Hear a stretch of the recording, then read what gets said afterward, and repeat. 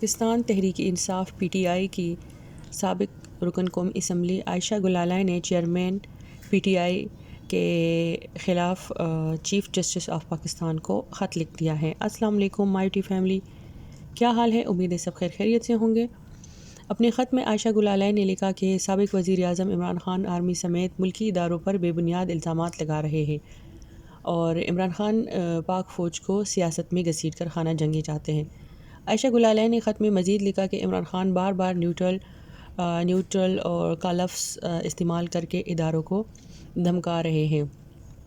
سابق وزیر اعظم عمران خان کے خلاف از خود نوٹس لے کر غداری کا مقدمہ درج کیا جائے۔ سابق رکن قومی اسمبلی عائشہ گلالئی نے خط میں لکھا کہ عمران خان کی جماعت تحریک انصاف پر پابندی عائد کی جائے۔ سابق وزیر اعظم عمران خان کا نام ایگزیکٹ کنٹرول لسٹ ACL میں ڈالا جائے۔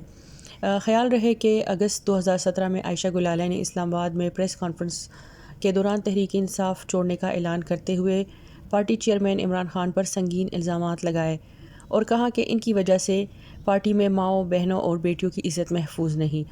عائشہ گلالئی نے اپنی پریس کانفرنس میں عمران خان کے خلاف کی جانب سے نامناسب پیغامات جانے کا بھی دعویٰ کیا تھا، جس کے بعد عمران خان نے عائشہ گلالئی کو پارٹی کی منحرف رکن قرار دیا اور ان کی اسمبلی رکنیت ختم کروانے کے لیے الیکشن کمیشن سے بھی رجوع کیا۔ تاہم الیکشن کمیشن نے عمران خان کانفرنس مسترد کر دیا۔